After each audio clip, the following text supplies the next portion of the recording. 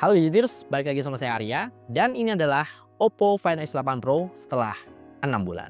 Sekarang udah bulan Mei ya, yang artinya ini HP tuh umurnya udah setengah jalan. Sebelum digantiin sama seri yang lebih baru lagi tahun ini. Dan 6 bulan rilis, harganya kalau saya lihat juga masih sangat-sangat stabil ya. Dan saya tuh hampir nggak nemu ada yang jual Oppo Find X8 Pro ini di bawah 19 juta. Karena kalau kita ngelihat di website resminya Oppo, itu pun juga masih dijual dengan harga yang sama kayak pas awal-awal rilis, yaitu 20 juta kembali 1000. Cuma bedanya kalau kita beli pas awal-awal dulu tuh promonya nggak main-main, Pak.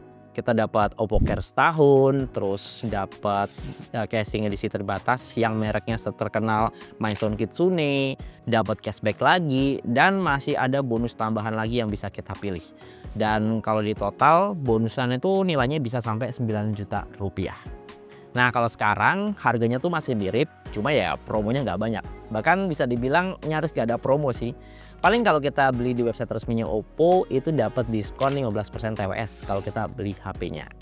Dan enaknya kalau udah 6 bulan rilis gini tuh sebenarnya di pilihan aksesoris ya, kayak casing yang jadi makin banyak di pasaran. Dan juga lebih murah, karena kalau kita lihat casing bonusannya yang Maison Kitsune itu kan harganya bisa nyaris 1 juta ya. Sekarang tuh harganya cuma tinggal 600 ribuan aja. Ya, flashback 6 bulan yang lalu, Oppo Find X8 Pro ini dapat jatah launching global di negara kita, Indonesia, tepatnya di Bali. Dan ini global loh, bukan launching lokal. Jarang-jarang kan Indonesia kebagian event langka kayak gini. Pas awal rilis Oppo Find X8 Pro ini emang nyaris nggak ada lawan ya. Apalagi iPhone 16 Pro yang harusnya rilis akhir tahun itu juga harus ke pending. Telat masuk gara-gara proses TKD di sini tuh belum kelar. Jadi ya ini bikin Oppo tuh auto menang lah sebelum perang. Nah baru pas udah mulai masuk 2025 serangan ulti flagship lain tuh makin deras ya. Udah ada Vivo S200 Pro, terus Samsung S25 Ultra, Xiaomi 15 Ultra, dan iPhone 16 Pro series itu sendiri. Yang akhirnya TKD-nya juga udah kelar.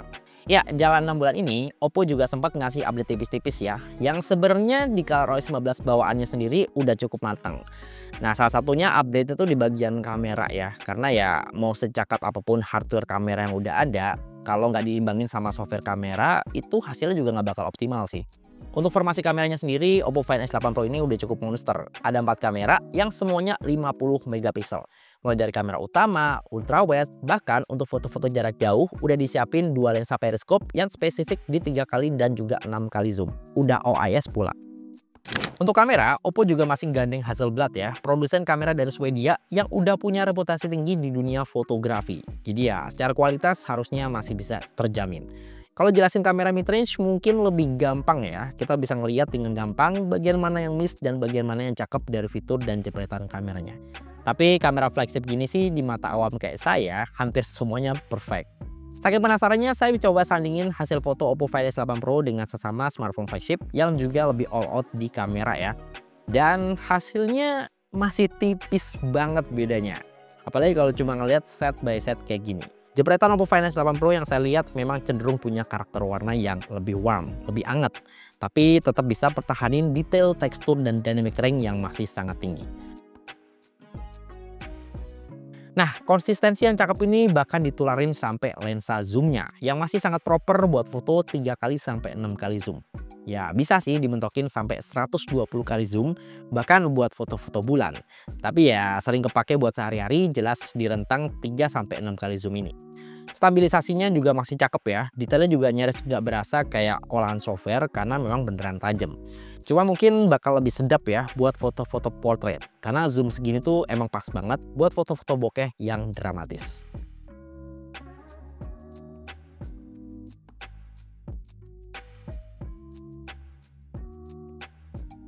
Cuma mungkin kalau buat foto-foto malam, karakter fotonya Oppo ini tuh cenderung pengen kelihatan lebih terang. Ya bagus sih, kelihatan lebih cerah aja gitu. Cuma mereka lupa kalau ada detail yang mesti dijaga. Karena pas saya lihat memang ada beberapa semburat lampu malam yang kadang terlalu bocor dan ngerusak tekstur. Ya ini sih perlu ngambil foto mode manual ya kalau emang pengen beneran yang proper banget. Tapi untuk mode auto, saya belum ngeliat feel foto malam yang beneran natural di sini. Atau memang hasil foto dari smartphone pembandingnya ini yang terlalu OP ya di kondisi low light.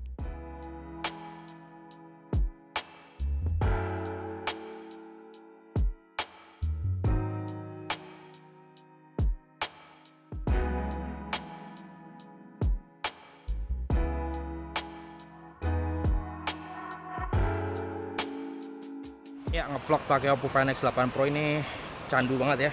4K 60 fps, kamera depan, dan ya lega banget ini framenya. Ini kalau saya sandingin sama HP yang sama-sama flagship, sama-sama belasan juta ya, kerasa bedanya nih, lega banget Pak. Tuh, kita bisa sambil flexing pemandangan di belakang. Mau sekalian tes HDR ya.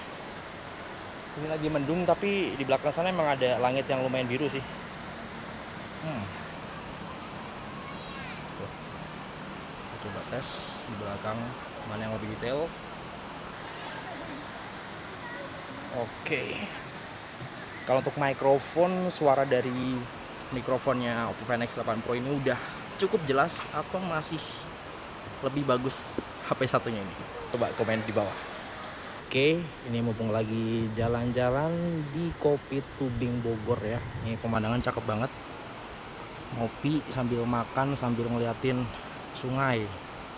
Nih, jalan di mana nih ya? kayak teras sharing gitu ya. Sambil nyobain kamera videonya Oppo Find X8 Pro ya, 4K 60 fps, agak ngeri-ngeri sedap juga nih. Smooth, tajamnya dapat juga. Ini sandingin sama rivalnya ya, HP yang sama-sama flagship juga.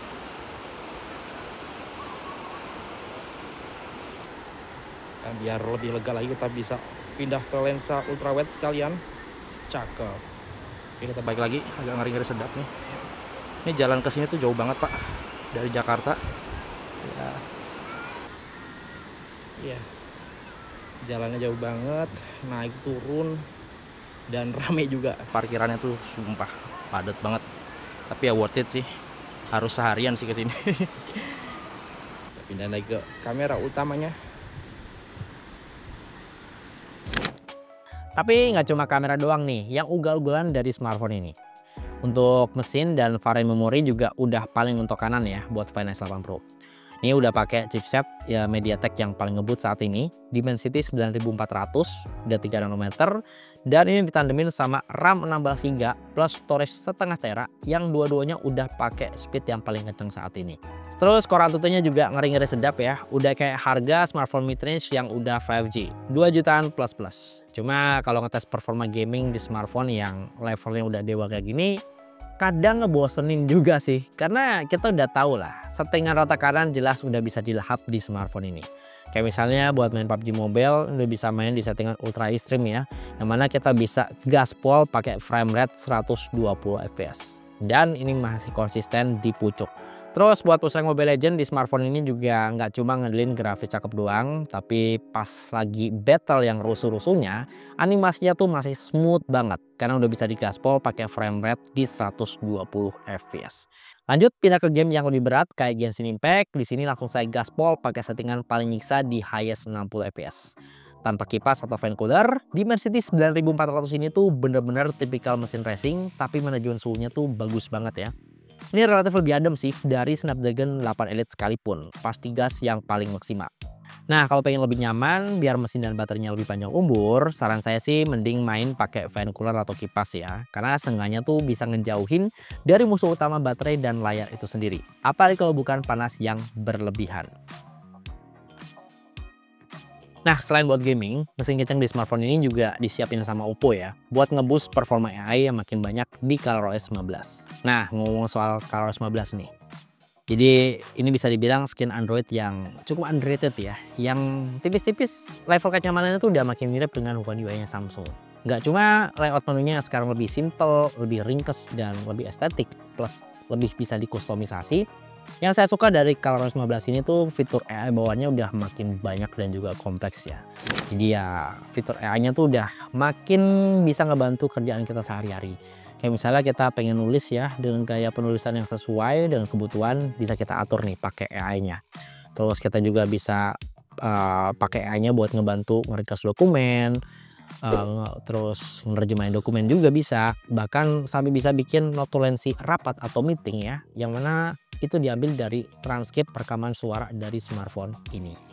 Terus fitur object eraser atau penghapus objeknya juga udah makin naik level nih. Jadi nggak cuma sekedar ngapusin objek yang standar, tapi bahkan udah bisa bener-bener ngilangin objek yang lagi kita pegang. Cuma kadang masih suka nggak konsisten sih hasilnya ya. Dimana AI-nya tuh masih suka improvisasi gitu. Jadi bukannya bener-bener ngilangin, tapi malah nge-replace pakai objek lain. Tapi so far udah lumayan oke ya, karena tingkat kerapiannya sekarang udah lebih bagus ya, dan ini tuh levelnya udah mirip Galaxy AI-nya Samsung. Buat jangka panjang juga cukup menjanjikan ya, karena Oppo ngasih zaman update itu sampai 6 tahun ke depan buat Find X8 Pro ini, termasuk dapat jatah 5 kali upgrade versi Android. Jadi kalau sekarang jalan dari Android 15, artinya Android 20 pas rilis nanti juga bakal kebagian di smartphone ini. Terus konektivitas di smartphone ini juga udah sat-set ya, dan ini tuh menghapus stigma negatif kalau smartphone dengan chipset MediaTek biasanya punya konektivitas yang agak kurang. Dan jujur saya nggak ngalamin hal itu sih. Mau pakai sinyal seluler, wifi, di sini tuh masih sama-sama stabil dan juga kenceng. Mungkin kebantu juga ya sama fitur AI Link Boost-nya Oppo yang emang bisa nguatin daya tangkap sinyal. Dan kalau mau move on pakai eSIM, di smartphone ini juga udah bisa. Hitungannya sih lebih aman ya, karena amit-amit smartphone-nya dicolong sama maling, malingnya tuh nggak bisa langsung cabut SIM card-nya Pak. Dan kita jadi punya banyak waktu ya buat segera ngelacak smartphone ya. Yang saya suka sih sharing file di smartphone ini tuh udah cukup expert ya kalau dibandingin sama smartphone Android lainnya. Jadi kalau kita mau sharing file foto, video, atau file apapun lah lainnya, udah nggak perlu kirim-kiriman lewat WhatsApp dokumen lagi. Tapi nggak nih buat pengguna iPhone atau iPad-nya, karena mereka jadi lebih ribet harus install aplikasi tambahan yang namanya O+ Connect. Tetap butuh aplikasi bridging atau jembatan buat nyambungin dua OS tadi. Nah, dengan spek yang tumpah-tumpah kayak gini, Oppo juga masih ngasih baterai yang cukup badak ya buat Find X8 Pro. Ini baterainya nyaris 6000 mAh di bodi yang setipis ini. Di era baterai yang sekarang pakai teknologi silicon carbon, ini sekarang udah gampang banget sih. Karena kalau kita mau pakai baterai gede, udah nggak perlu ruang atau bodi yang boros ya. Di bodi setipis ini juga udah bisa nanamin baterai hampir 6000 mAh. Konsumsi baterai di smartphone ini tuh hitungannya masih cukup irit ya. Jadi saya pakai buat maraton streaming 2 jam itu paling cuma turun sekitar 14-15%. Bahkan kalau saya pakai buat main game yang settingannya lumayan nyiksa ya, kayak Genshin Impact, itu setengah jam main aja paling cuma ngabisin baterai sekitar 8% doang. Yang mana ini lagi-lagi kelihatan irit ya, karena pas nyobain smartphone lain dengan baterai yang mirip-mirip itu bahkan bisa ngabisin sekitar 11 bahkan sampai 14%. Dan harga segini juga nggak beli charger ya. Kita masih dapat charger bawaan 80 watt super full. Ini ngisi 10 menit dapat sekitar 25%, terus setengah jam hampir 70%, dan sampai bener-bener penuh itu bahkan nggak nyampe 1 jam.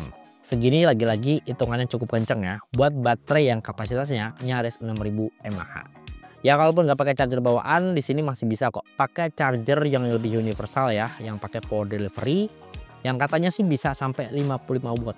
Tapi pengalaman saya nyobain segala charger power delivery, ternyata di sini itu cuma mentoknya sekitar 26 sampai 30 watt doang.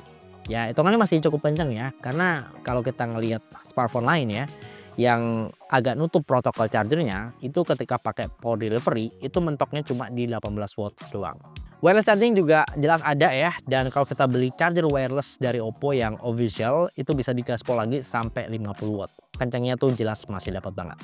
Tapi yang menarik di sini tuh ketika kita punya TWS atau Sparkwatch yang sama-sama bisa wireless charging, kalau kondisinya tuh lagi lowbat banget ya dan kita lupa ngecas, tinggal taruh aja TWS atau smartwatch-nya di bodi belakang smartphone ini.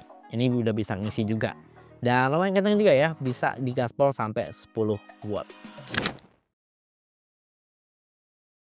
Oke, jadi kesimpulannya, kalau punya budget buat beli smartphone flagship yang lebih all out spek dan fiturnya, tapi masih ragu nih kalau pengen ngambil smartphone yang lipat-lipat.